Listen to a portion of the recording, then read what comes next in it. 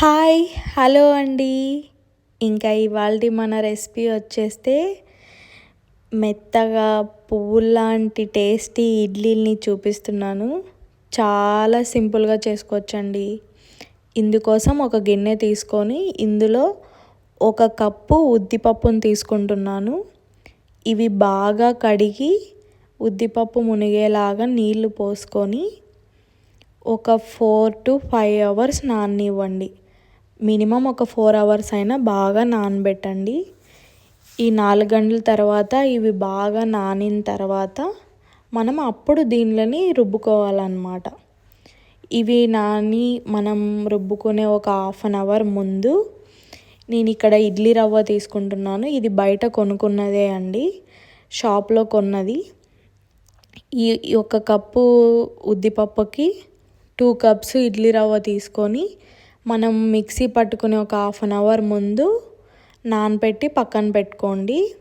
తర్వాత ఇక్కడ నేను మిక్సీలో మనం ముందుగానే నానబెట్టుకున్న ఉద్దిపప్పును వేసుకొని బాగా మెత్తగా గ్రైండ్ చేసుకుంటున్నాను.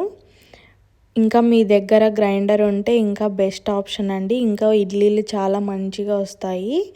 ఇలా బాగా మెత్తగా రుబ్బుకున్న పిండిని ఒక గిన్నెలోకి తీసుకొని మనం ముందుగానే రుబ్బు పెట్టుకున్న పిండి వేసుకొని, అలాగే మనం ముందుగానే నానబెట్టుకున్న రవ్వ ఉంది కదా, దాంట్లో వాటర్ అన్నీ పక్కకు వంపేసి ఈ పిండిలో కలుపుకోండి. ఇదంతా ఒక 5 నుంచి 6 నిమిషాలు బాగా బీట్ చేసుకోండి. అప్పుడు మంచి టెక్స్చర్ వస్తుంది. ఇలా బీట్ చేసుకున్న తర్వాత దీన్ని ఓవెన్లో పెట్టండి, లేదంటే ఓవర్ నైట్ అలానే సోక్ చేసుకోండి. యాక్చువల్గా అంటే ఓవర్ నైట్ సోక్ చేసుకోవాలి, బట్ మాకు ఇక్కడ దుబాయ్ క్లైమేట్కి అది ఏమీ పొంగదు, అందుకని మేము ఓవెన్లో పెట్టుకుంటాము. మీకు నచ్చితే అలా అయినా పెట్టుకోండి. నేను మార్నింగ్ క్లిప్ తీయడం మర్చిపోయినాను. అది బాగా పొంగిన తర్వాత మార్నింగ్ మనం ఇడ్లీ ప్రిపేర్ చేసుకునే ముందు అందులో కొంచెం ఉప్పు, అలాగే కొంచెం సోడా పొడి, కొంచెం చక్కెర కూడా వేసుకోండి. ఇడ్లీలు చాలా బాగా సాఫ్ట్గా వస్తాయి. వీటన్నిటిని బాగా మిక్స్ చేసుకొని ఒక 5 to 10 మినిట్స్ పక్కన పెట్టండి. ఇంకా తర్వాత ఇడ్లీ ప్లేట్స్ ఉంటాయి కదా, ఆ ఇడ్లీ ప్లేట్స్కి ఆయిల్ అప్లై చేయడం వల్ల ప్లేట్స్కి ఖర్చుకోకుండా వస్తుందన్నమాట.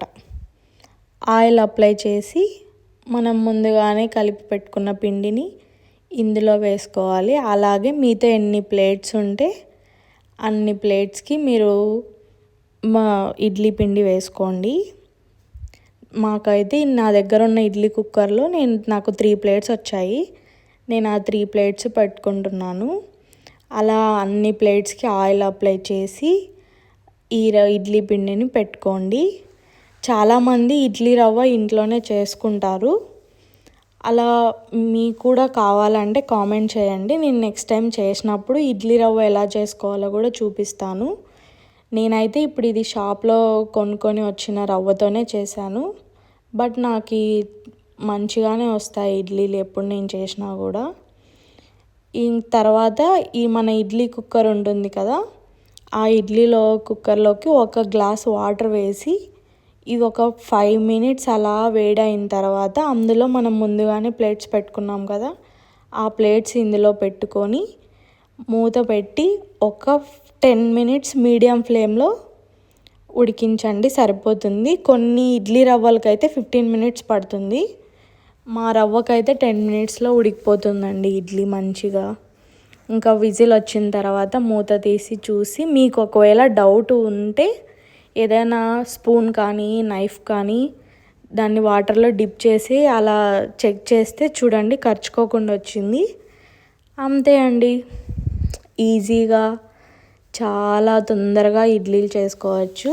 మనం పప్పు ఒకటి నానబెట్టుకున్నామంటే చాలా బాగా వస్తాయండి. మీరు కూడా ఒకసారి ఈ ఇడ్లీ రెసిపీని ట్రై చేసి మీకు ఎలా వచ్చిందో కూడా నాకు కామెంట్ చేయండి.